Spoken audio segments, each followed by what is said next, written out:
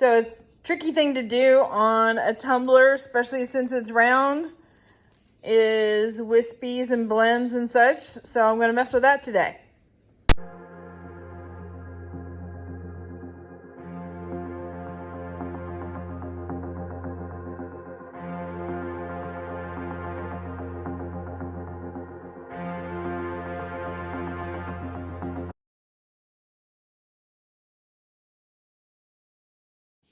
Howdy, howdy, this is Clara Lawrence.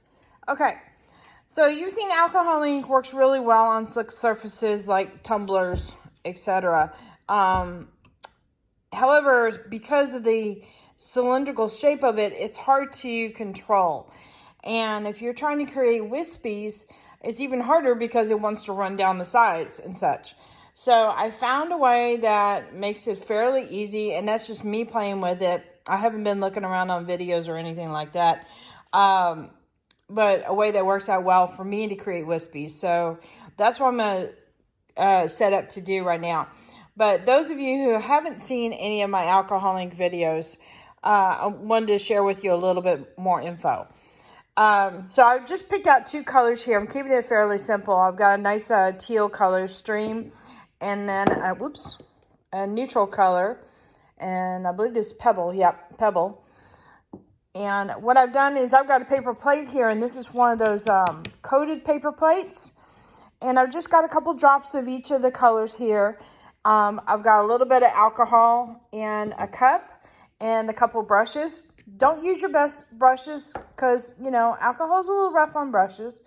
You don't have to use the very, very trashy ones, but just, you know, just definitely not your best brushes. Anyway, and we're going to get set up and start playing from here. But basically the premise is I'm going to use this from a plate to apply it to the tumbler instead of just dripping directly on the tumbler. Because I did this video here. I was kind of goofing off and I wanted to see what would happen. When you drip it, obviously it will drip down. But if you drip it on the side, it might go down completely straight down, or it might turn at an angle depending on how you're holding it or how it's moving on the tumbler if you have it rotating around. So you kind of lose a little bit of control here when you're dealing with alcohol ink. So it's just a matter of how to work with what you're given and the medium itself. So I'm going to show you what works for me. Okay, I also have a paper towel. It's about 2 thick.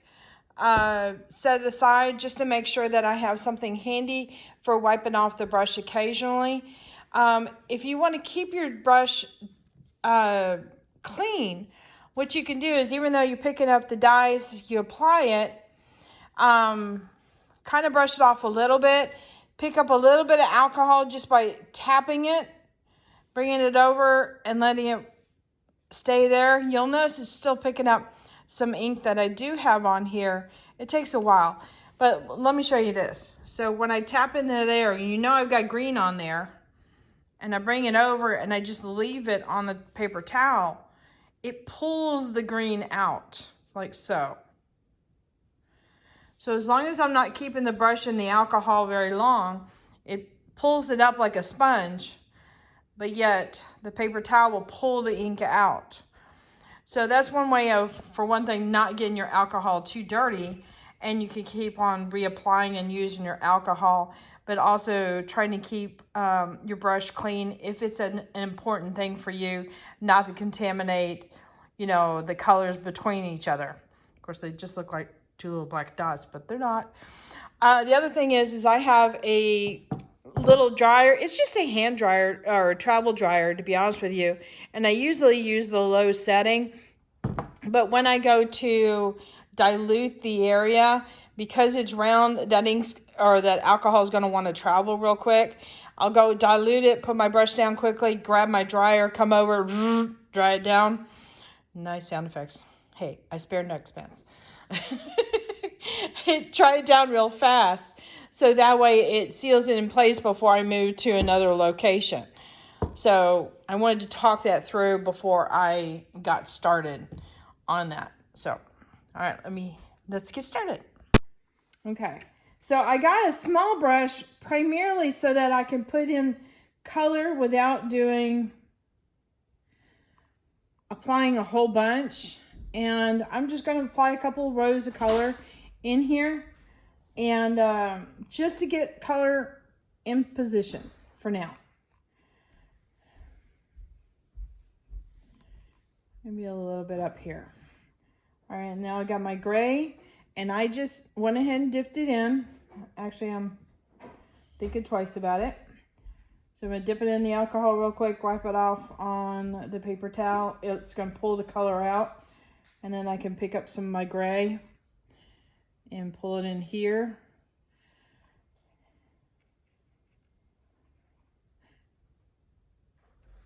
And in here. And eventually when I start working with dissipating the colors, they will probably end up blending in. Also, another tip, my bottles here, because they've got the little thin nozzle on top, you can keep them like this opened and ready to apply more drips if you need to your paper plate, and they are fine. Because of the really skinny nozzle, the alcohol does not evaporate super fast. So yeah, no worries there. All right, I'm gonna just get this kind of cleaned off just to get started. Okay, so now we're going to, I'm going down and picking up the alcohol, dabbing it just a little bit, and I'm gonna run it next to my color. You see how the alcohol went and took off? That's what we gotta be mindful of. So I run it kind of close. I start angling it down, hitting it with the drag.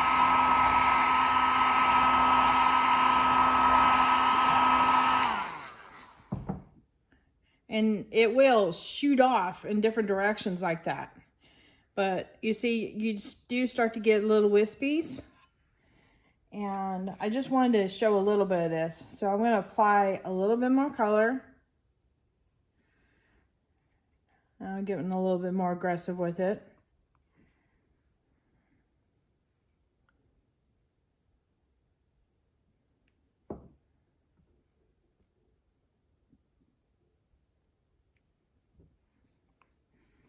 All right. Just a little bit more there.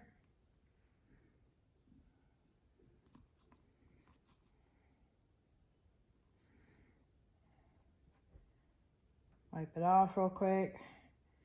Do my alcohol wipe. All right, now I'm picking up a little bit of my teal color. This is a gorgeous teal. And you see, I'm not worried about it being pretty. And I'm gonna dry that super fast.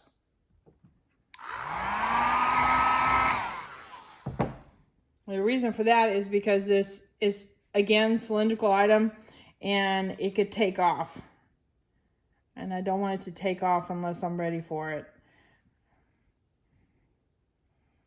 Let's see, I'm just gonna leave that there.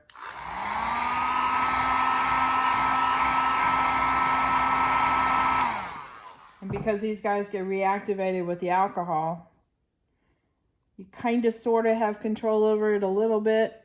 Not really. But you see, I drew that line and I moved and it traveled a little bit. So is that gonna be about it?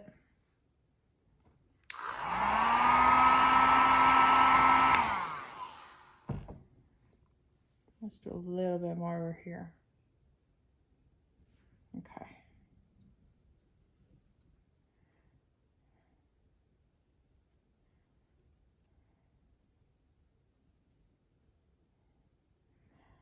Now to work with your brushes afterwards, get as much as you can off with the alcohol and wiping.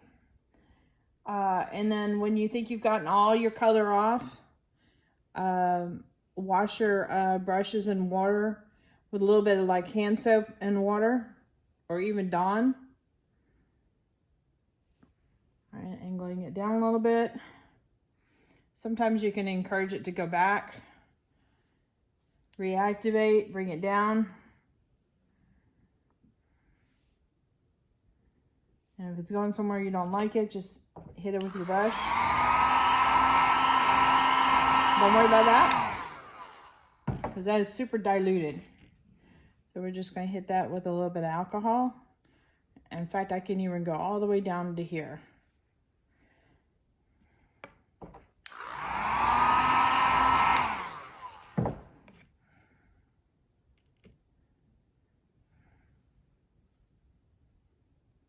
You can dab it like this if you want. Get a section.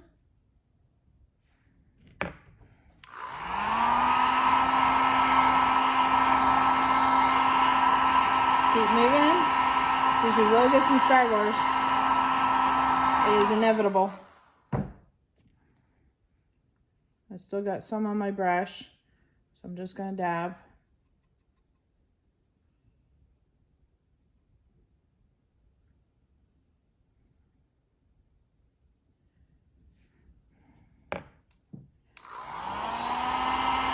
And then also move the dryer in like this, change direction, blow down like that, come back, and you're pushing your ink when you come you're pushing your ink this way.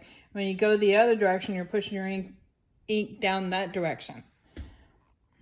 My tongue is getting tight on me. It's not cooperating. I'm gonna bring that out a little bit just to kind of dilute it some.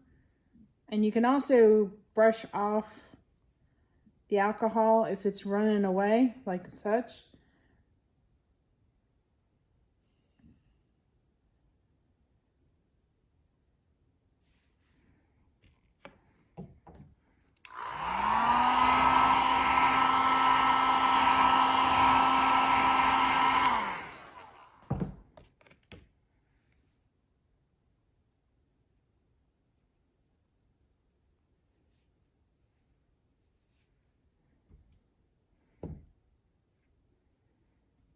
If you get thin enough, it'll almost dry immediately.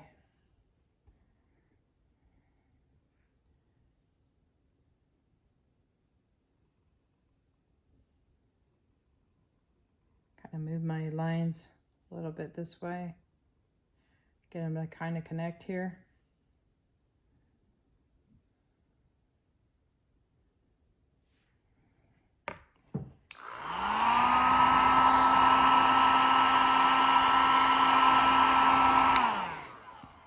I'm starting to get my teal and my brown to mingle together, and I like that.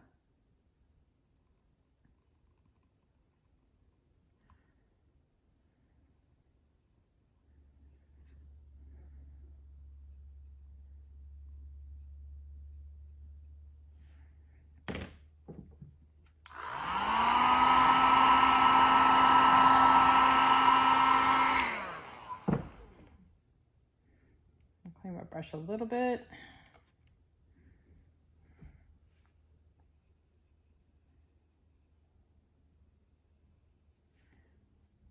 And if I'm trying to remove, just get some alcohol on it, wipe it off on your paper towel, come back. If you've got a lot of color on your brush, dip it in the alcohol in between, wipe it off on your paper towel, and repeat until you are happy. Let's see.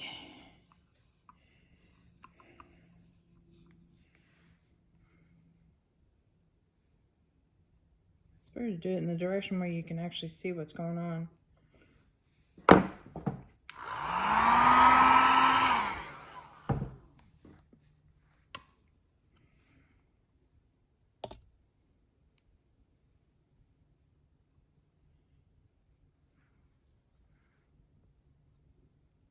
I'm not even worried about what's landing on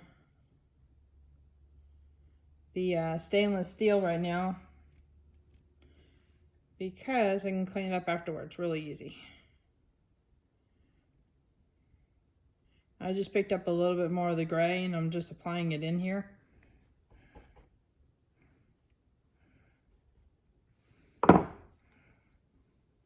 Just to kind of give it that little sandy beach look. So it's very light, very delicate. Okay. Let's see what we can do with the top area.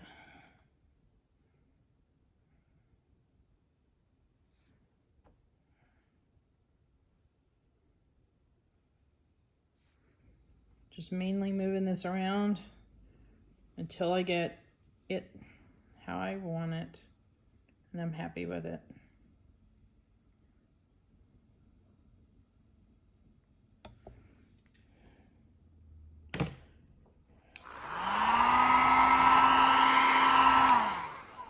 Dry it occasionally, just keep it put. Clean my brush.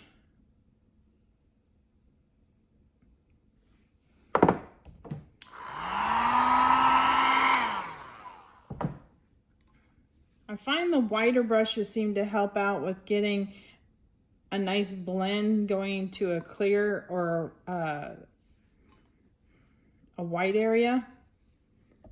Let's see, are we still on camera? I need to double check that.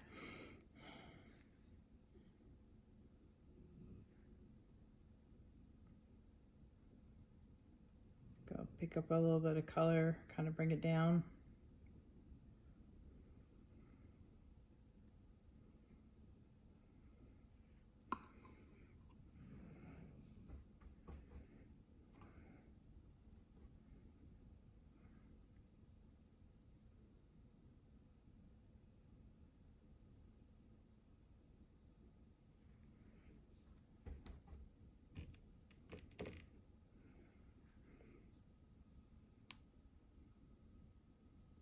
So since there's a lot of alcohol right there, I can either wipe it off with real quick with my thumb or try and see if I can catch it with my brush.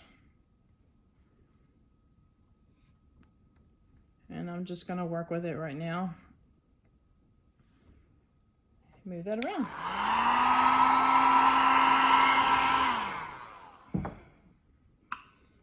There's no real plan for this right now. I'm just mainly showing you the technique, or the technique that I use. I'll put it that way. I don't know if there's any right or wrong technique. It's just a matter of getting familiar with the medium and how it moves around. Let's see. Remember, just to reactivate your ink, if you've got any on the paper towel or the plate that you want to incorporate, just dab a little bit of alcohol in there and pick it up.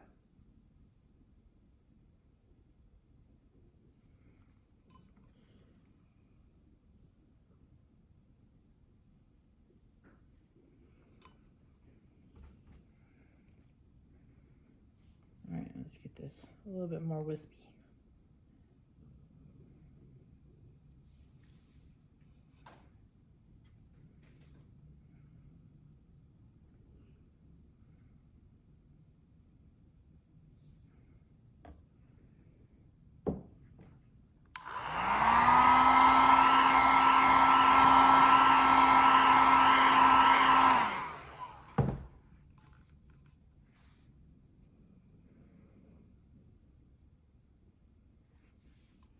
Okay, that's a drat moment.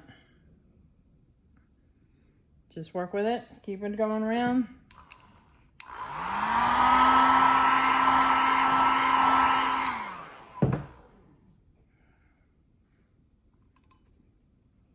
That ended up working in our favor, so I'm happy with that. This I'll tweak a little bit. Gone.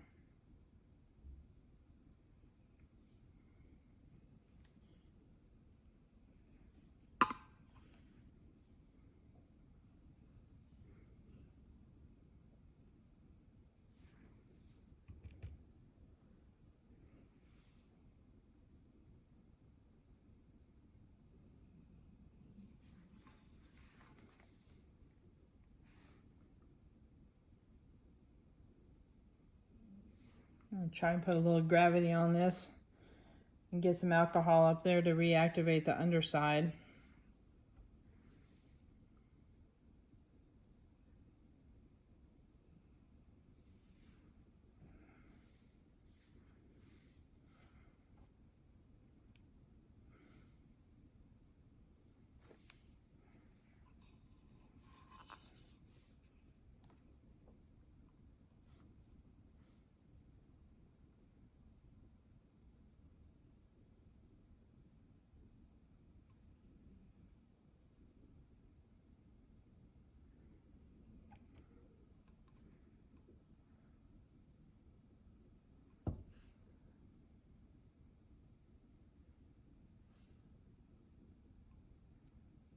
Yeah, it's not easy.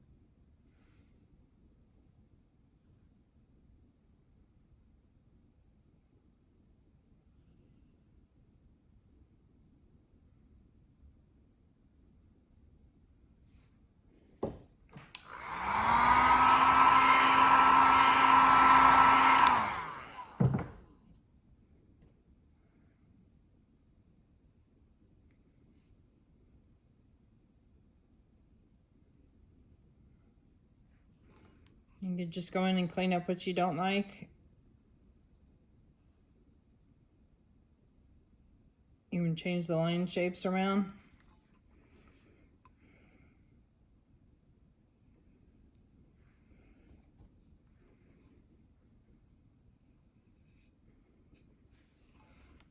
Lasso.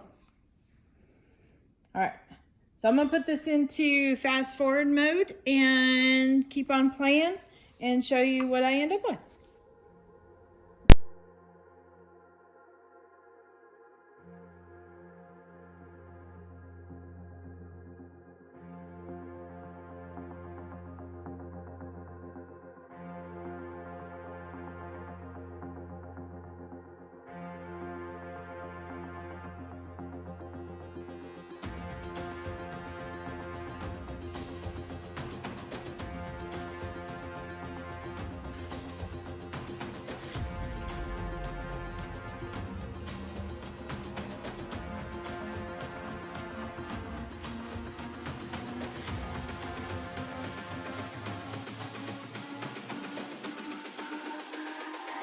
It's all about humanity.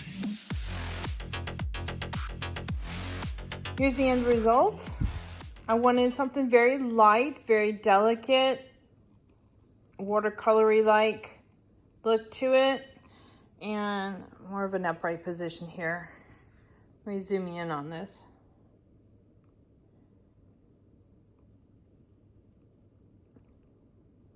That's how you go about creating that effect. It's just simple passes back and forth with a brush, either a wide brush or a thin brush. The thin brush, obviously, you can move your lines across.